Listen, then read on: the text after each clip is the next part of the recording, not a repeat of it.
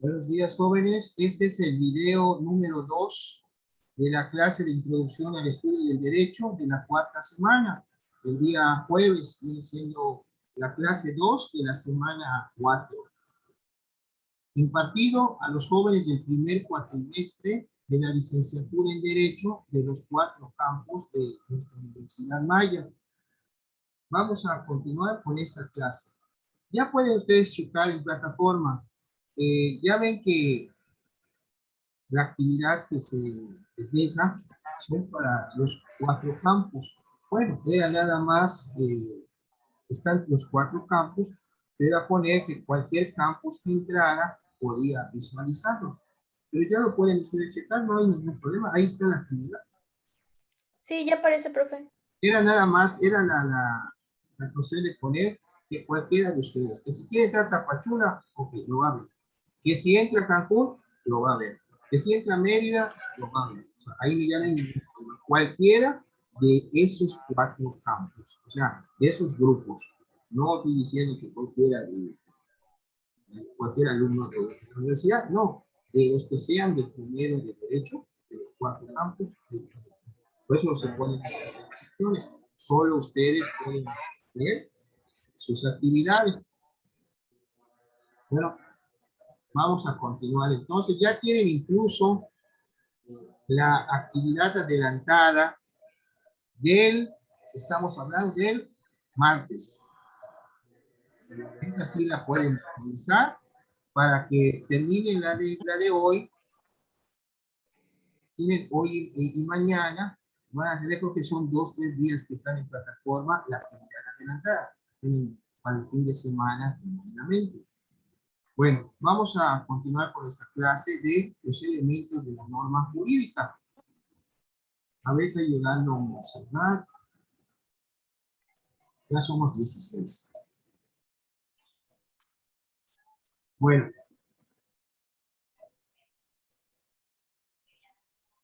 Como habrán, puede usted recordar, mejor dicho, una norma jurídica es una prescripción dirigida a la ordenación del comportamiento humano, prescrita por una autoridad cuyo incumplimiento puede llevar a una sanción y generalmente impone deberes, pero también confiere derechos. No pierdan de vista todas las características que hemos estado estudiando de la norma desde la primera semana. Existen varias definiciones de la norma jurídica. Bueno, no varias, son muchísimas. Pero como les decía en la clase pasada, la esencia de la definición de norma es que es una regla de conducta. Bueno. La norma jurídica, como estábamos viendo al inicio de la clase, tiene 3 elementos que conforman lo que es su estructura. ¿Alguien quiere someter con lo prendido? Michelle.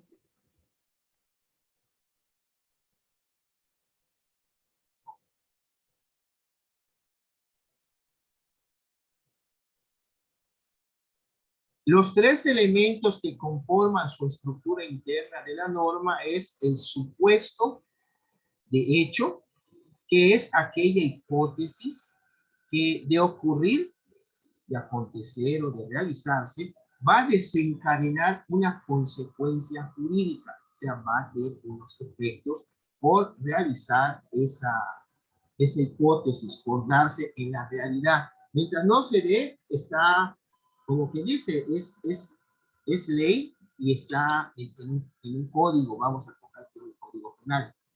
Puede ser también una cuestión civil, el código civil, o sea, mientras no se dé, está nada más el supuesto de hecho, pero si se da, entonces va a acontecer una consecuencia jurídica que es el efecto atribuido por la verificación del supuesto en la realidad. ¿Qué quiere decir esto? Lo que se va a dar en la realidad, hay que revisar que efectivamente eso que aconteció es lo que la norma está prohibiendo. Entonces que la norma puede permitir o puede prohibir. En este caso, si estamos hablando de un delito, si fulanito realizó determinada conducta que la norma lo está prohibiendo, bueno, se está verificando ese supuesto de hecho que dice la norma, la hipótesis, con la realidad, para ver si hay ese encuadramiento que mencionábamos desde la clase pasada. Bueno, hay dos personas, Daniel y esta señorita,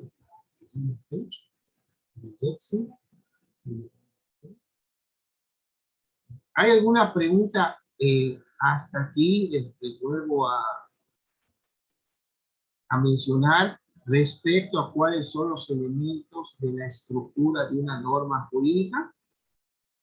Yo, profesor, no me quedé en el supuesto. ¿Cuáles son las otras dos? ¿Qué pasa si ese supuesto se da?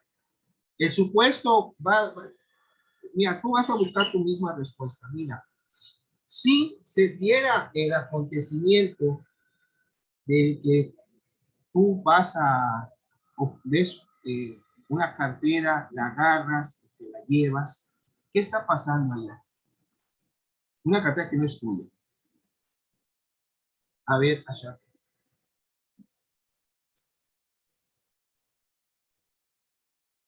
Que esa conducta que estás haciendo o desplegando de tomar o apoderarte de algo que no es tuyo,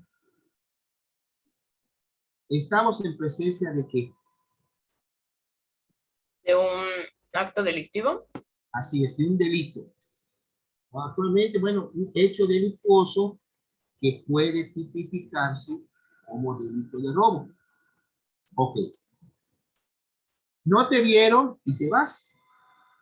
Mira, tuve suerte, no me vieron. Pero ¿qué va a pasar si un guardia de seguridad que estaba por ahí pasando te vio y vio que de un carrito del súper que una persona estaba subiendo su mercancía, no se dio cuenta y te llevaste su bolso? Y te detiene y le dice, señora, este sí es mío, pues la señorita se la estaba llevando. ¿Qué va a pasar ahí en ese momento, Michelle? Sí, ¿qué, profe? Perdón. ¿Qué va a pasar ahí si te detienen en flagrancia con el bulto que es de otra persona? Pues supongo que, no sé, aplicar a la ley y me detendrán. Ok, te detienen porque estás cometiendo una conducta que está prohibida. Que si la señora va a denunciar, te van a poner a disposición del Ministerio Público. O sea, todo eso porque es la consecuencia de tu conducta que realizaste en la realidad y que ya estaba prevista en un supuesto, en una hipótesis, en una norma, en un artículo. O sea, si ahí decía, comete el delito de robo el que se apodera de un bien mueble, ¿a quién? Es lo que nos dice la ley. Si lo vemos así. Tú desplegaste esa conducta que está prohibida por la norma. Luego se te debe aplicar la sanción que menciona esa misma norma. No sé si te queda claro con este ejemplo. ¿Ashaki? Sí, profe, gracias. Bueno, esa es la cuestión. A ver, ¿qué otro elemento tenemos, Raúl Torres, de la estructura de la norma?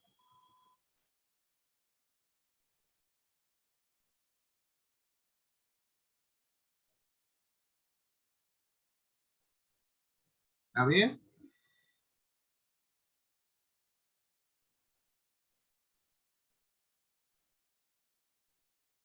Vamos a irnos a la Constitución. Otro ejemplo. En la Constitución nos señalan en el artículo 20, donde están las garantías de tanto de del imputado o del acusado, como de la víctima. Son tres apartados que tiene el 20.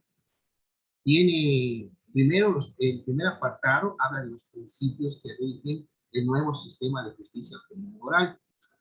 En el segundo, tenemos cuáles son los derechos del imputado o del acusado. Y el tercero, cuáles son los derechos que tiene la víctima. Bueno, respecto a esto es muy importante saber de que en la misma Constitución, con este nuevo sistema de los juicios orales, también se previó que, bueno, la finalidad que se quería era no estar llenando las cárceles de gente. Por eso se habla de medidas cautelares. Pero hay delitos que se les conoce como de prisión preventiva oficiosa. Si dicen que por el caso de que habrá prisión preventiva oficiosa para el caso del delito de violación a menores, ¿qué quiere decir esto? Que la persona que incurra en este tipo de delitos y se trate de una persona menor de edad, no va a poder que al momento de que quiera que le otorguen una medida cautelar para que, por ejemplo, un brazalete electrónico iba a firmar cada semana una garantía económica, no. La ley ya dice que para este tipo de delitos es prisión preventiva oficiosa. Te vas a quedar adentro, aunque dure el proceso, y después, si te sentencian, o sea, te condenan, mejor dicho, pues te vas a seguir quedando adentro, pero ya a comprobar una pena. Entonces pueden ver que el supuesto de hecho, ¿qué es? El supuesto de hecho nos está diciendo una norma, por el caso de violación de menores, de que que cometa este delito y se trate de una menor de edad, su sanción se va a hacer acreedor de, ya no está diciendo la pena que le vayan a poner, sino que durante su proceso va a quedar privado de su libertad, en la prisión preventiva oficiosa. Entonces, el supuesto de hecho, podemos mencionar que en caso de un delito, un hecho delictuoso que esté tipificado como violación, y sobre todo que sea una menor de edad, pues entonces el juez, a petición del Ministerio Público, que va a decretar la prisión preventiva oficiosa. Hay prisión preventiva justificada. Por ejemplo, tienes un delito que cometiste que no amerita la prisión preventiva, pero vean el caso, por ejemplo, de la ex jefa de gobierno de la Ciudad de México, que ella dice que le fabricaron una licencia de que señala otro domicilio en la Ciudad de México, y que ese fue el pretexto para que el Ministerio Público solicite al juez de control que no le dé ninguna de las medidas cautelares, esas que yo les mencionaba, por ir a firmar, presentarse a firmar cada semana, una garantía económica, un brazalete electrónico, porque hay el temor de que pueda huir. ¿Por qué? Porque no tiene domicilio. Ella mostró que tiene domicilio en México, pero le sacaron una licencia del Estado de México. Bueno, pues ahí se alegó, y pues no le pudieron dar otra medida cautelar y por eso la tienen en cárcel, pero todavía no la juzgan ni nada. Está en prisión preventiva. Lo que está todavía se está llevando lo que es la etapa previa a lo que es la etapa de juicio, pero tiene que estar en la cárcel. Se supone que por eso mencionaba que en este nuevo sistema el principio de presunción de inocencia. Esto que realizan de las prisiones preventivas oficiosas o justificadas atentan contra el principio de presunción de inocencia, porque te están ya metiendo en la cárcel y todavía ni te juzgan. Pero por el temor, ¿por qué están las medidas cautelares, que así se llaman en el sistema? Es para que durante el procedimiento tú no vayas a huir. Porque si huye, no también eso va a entorpecer el procedimiento, ¿no? Bueno, No sé si tengan alguna pregunta hasta aquí, con toda confianza.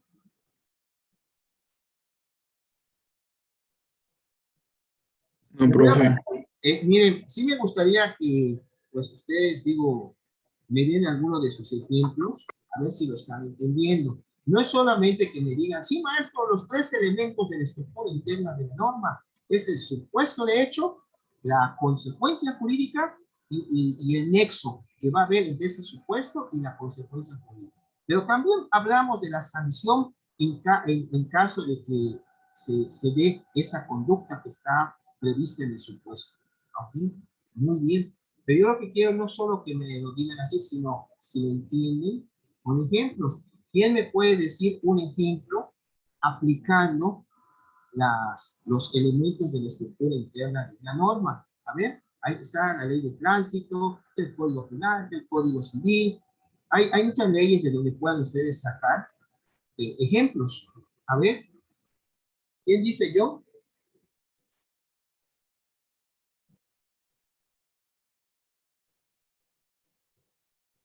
Pues el supuesto de derecho es, bueno, ya lo dijo usted, cuando se, se acusa a alguien de cometer un delito y pues a esta persona antes, como por ejemplo le pasó a Lozoya hace no mucho, creo que está en prisión preventiva Sí, por, pero porque hay pruebas, es que, porque, perdón, ¿mande?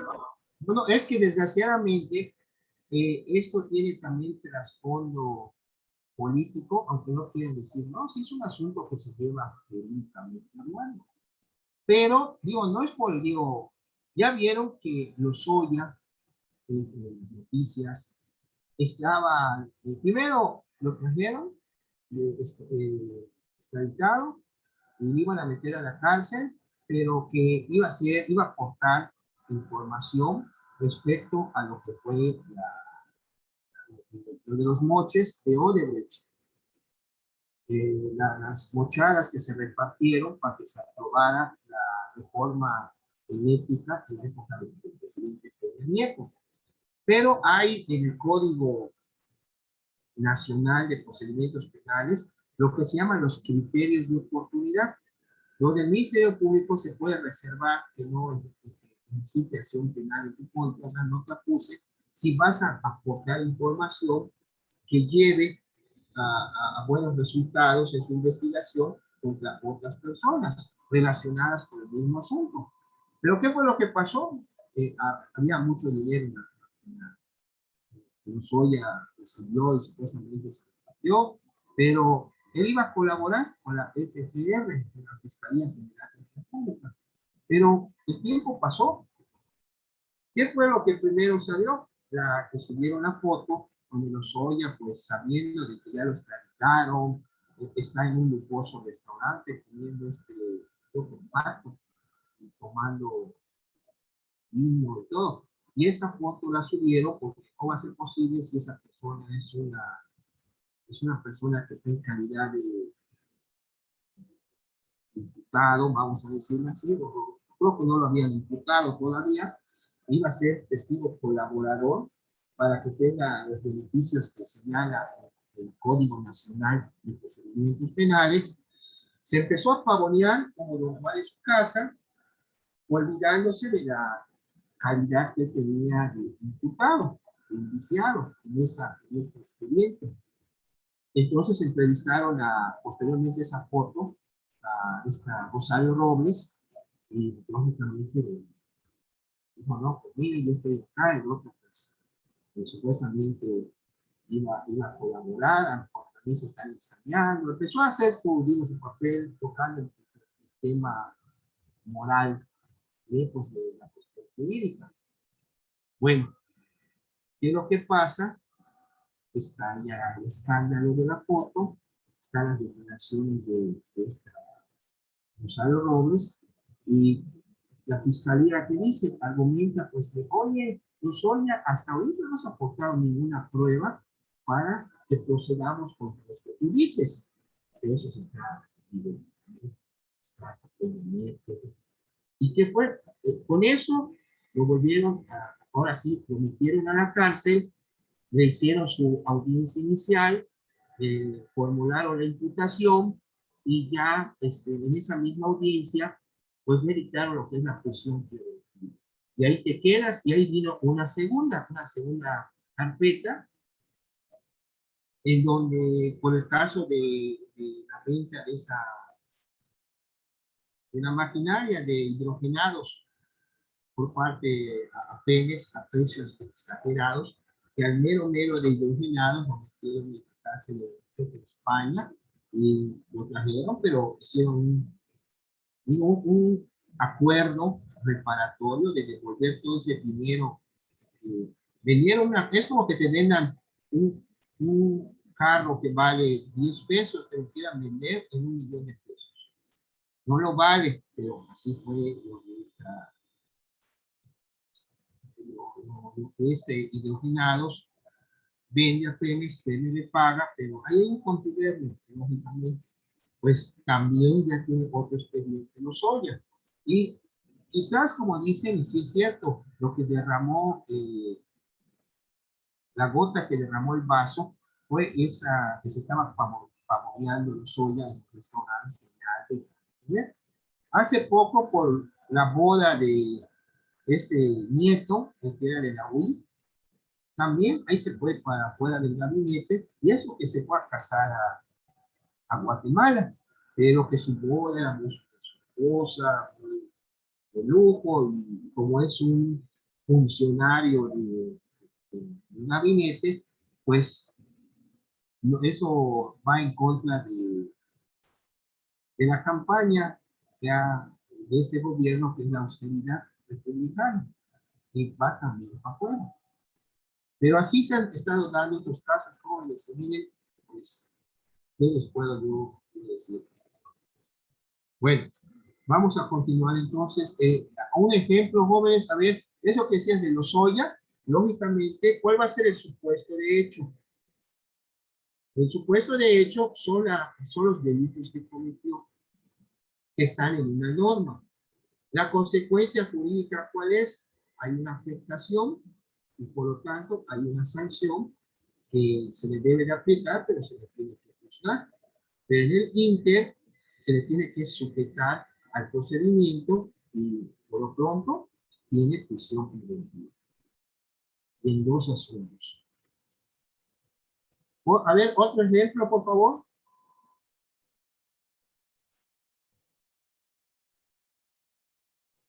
Otro ejemplo de supuesto de hecho, consecuencia, el nexo, sanción. Profe, pues sería en referente a lo de la ley de tránsito. A ver, Cuando chocas a una persona, ve que pues está escrito que si chocas a alguien tienes que quedarte para que pagues algún daño, ya sea del coche o algo así, ¿no? sí, Pero se sabe que, pues, por ejemplo, en la Ciudad de México hay un tramo, no me acuerdo bien cómo se llama, donde pues ocurren mayormente estos tipos de accidentes por cómo están las calles. sí. Y se ha visto muchos casos en los que las personas pues chocan con alguien y aunque no tengan la culpa de nada, pues salen, o sea, se van y dejan a la otra persona ahí. Y eso hace que automáticamente, aunque ellos no tengan la culpa, pues ya ellos tengan que pagar porque ellos fueron los que se fueron del lugar donde hay sin lesionar, ¿sabe? Porque igual bien se sabe que si hay unas personas que ya están como que conscientes de que tienen que pagar tanto gastos médicos como los daños al carro de la persona o moto, como a donde vayan las otras personas, prefieren como que matar a las personas para que ya no sea tanto el gasto médico, porque igual ha pasado muchos casos así. Bueno, sí es cierto lo que tú comentas de que sale más barato, se oye muy cruel, pero es la verdad, en un hecho de tránsito, que la persona fallezca a que tengas que estar en par sus lesiones. Que no queda bien, se complica. Y, en cambio, si fallece, vas a pagar lo que es una indemnización por reparación, por concepto de reparación del daño, podemos decir moral, porque pues una vida no tiene precio, ¿no? Pero sí hay que indemnizar a deudos. Entonces, si es una triste realidad de que si alguien se cae en un camión, sucede para privarlo de la vida, ahí estaríamos hablando de un homicidio doloso, no culposo. Ah, pero pruébalo, ahí está, ahí va a estar el problema. Porque mucha gente dice, no, el camionero retrocedió y lo atropelló, ya él se entra bajo las llantas del camión y le pasó el camión a propósito. Pero esto cómo queda, como que lo atropelló, no lo vio y lo mató. O sea, es un hecho de tránsito. Pero sabemos que lo que hace esa persona, porque pues, si la persona no queda bien, hay que estar pagando operación tras operación, digo, no va a haber el dinero para estar con todo eso.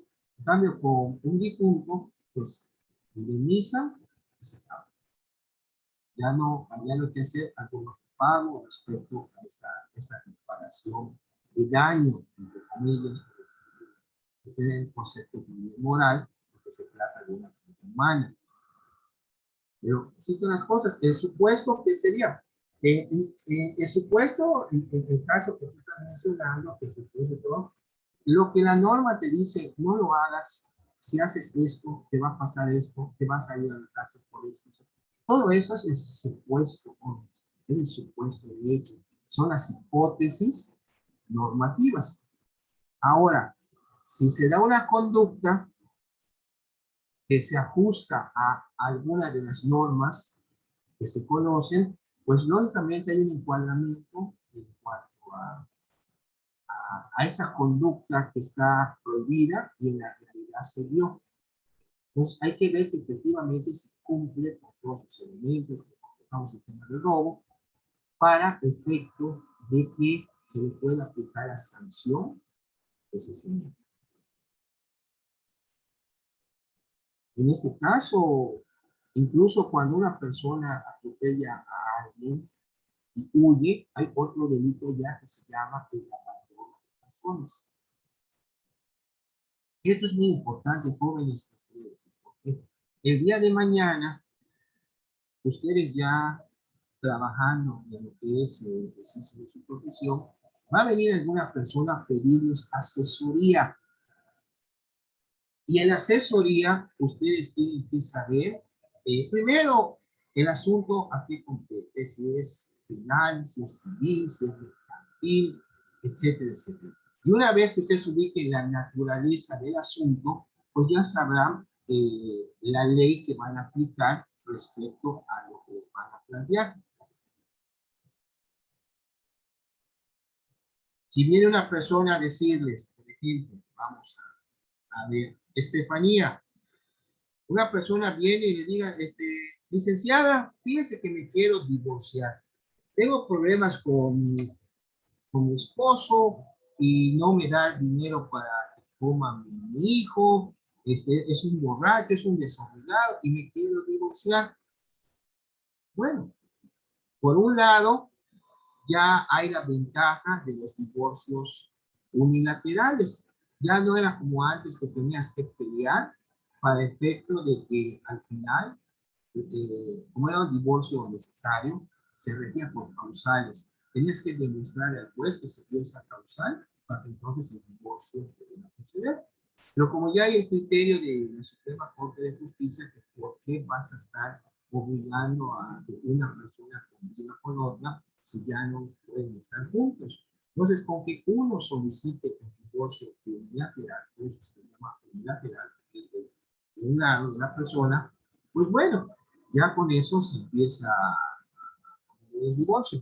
Entonces, tú lo que vas a decir, claro que sí, yo puedo llevar su divorcio, lo podemos ver. Y le vas a preguntar ciertos datos, todo, el señor, dónde trabaja, a ver si le hace los descuentos de la pensión alimenticia que después, la custodia la tiene usted. Y ahora, en este caso, se está dando una situación que, si bien, digo, puede estar, o que puede estar tu futura clienta bajo una condición de violencia familiar, que también es delito.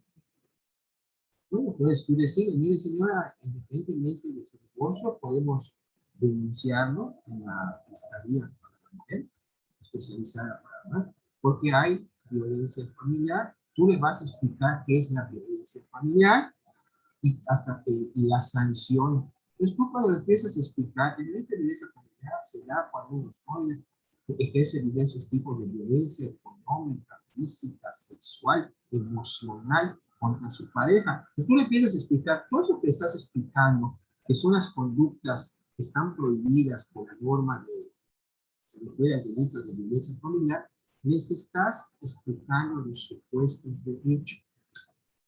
Y mire, se puede ir a la cárcel y puede tener hasta tantos años de prisión. Esa sería la consecuencia para los que cometen ese tipo de delitos y ahí está la sanción. Hay una consecuencia. No nada más va a estar el supuesto de hecho y no va a haber ninguna consecuencia. Tiene que haber una consecuencia. Sí, porque la norma, aparte de tutelar bienes, también tutela derechos. Tutelar es proteger. Entonces, por eso es muy importante que sepan esta estructura. Sobre todo, por eso estoy aterrizando mucho con ejemplos, para que se haga más entendible, porque el día de mañana ustedes van a dar asesorías. Y el primer paso en una asesoría es la naturaleza del asunto. ¿De qué rama es? Por ejemplo, si ustedes nada más se van a dedicar a lo civil o a lo familiar y vienen con un asunto penal, lo primero que van a decir, mire señor, el asunto es penal, yo no veo penal, pero le puedo recomendar a un abogado o un licenciado que ve asuntos penales como el suyo. ¿Ok?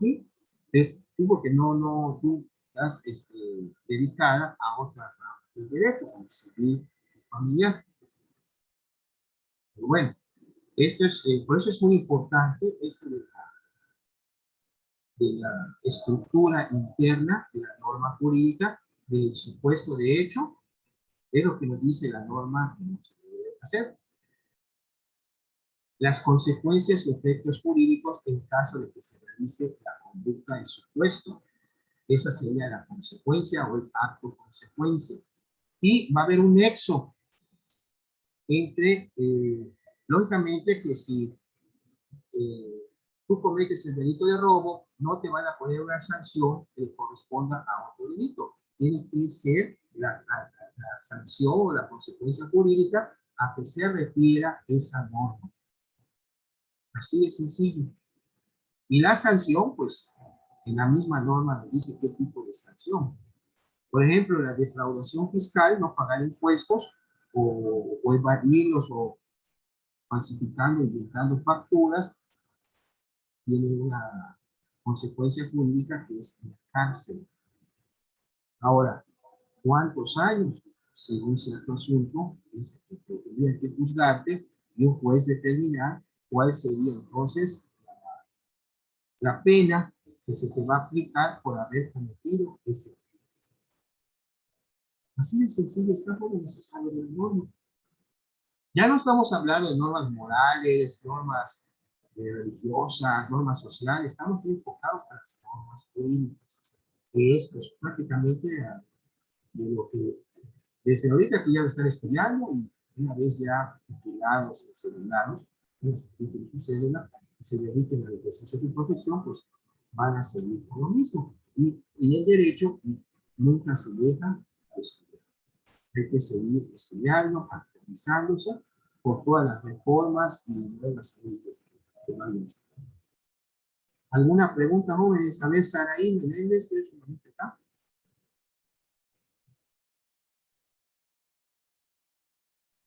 Saraí Menéndez. Profe, A ver, Eliasa. no, es que no me queda muy claro qué es el nexo jurídico. En la, según la definición, es como lo que une a al hecho jurídico con la consecuencia. Sí. Pero no me queda muy claro como que si es, no me queda claro. Bueno, el nexo, mire, ahora que volvamos después del corte, vamos a ver, para atender tu duda, Eliasa, el nexo, como también se les menciona, y creo que lo habrán visto ustedes su síntesis. El nexo es el enlace que debe de haber entre el supuesto de hecho y la consecuencia jurídica que señale la norma de que se trate. Vamos a poner un ejemplo un poco más claro. A ver, si nos da tiempo, porque nos quedan 2 minutos.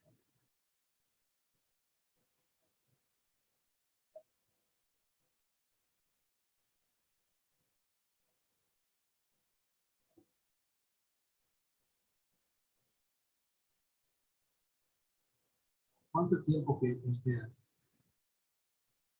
2:36. 2 Bueno, minutos 27. ok.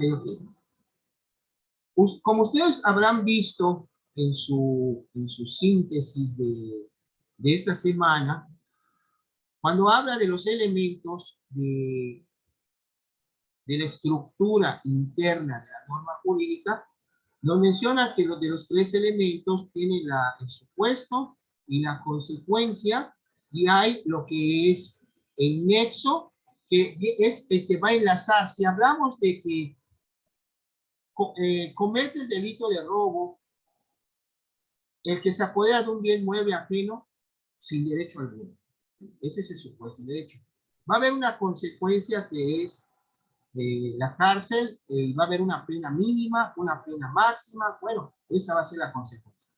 Entonces, si, el nexo tiene que ser de que si alguien tiene que cometer una conducta que sea el apoderamiento, como el ejemplo que mencionamos del robo de la bolsa esa del súper, para que entonces pueda haber un encuadramiento. No puedes, o sea, la consecuencia tiene que ir acorde con el supuesto de hecho. ¿Por qué? Porque cuando se dé una conducta en la realidad, una conducta X, acostumbra a mencionar a Chaviza, ¿no? Una conducta X, entonces van a ver primero, oye, este tipo hizo esta cosa, ¿qué delito cometió? Pues mira, robo. ¿Por qué? Se apoderó de un bolso que no es de él, lo dice el código, que entonces hay un encuadramiento de la norma con la conducta que se está dando en la realidad. Si le pega a una persona, no le vas a aplicar esa norma de robo.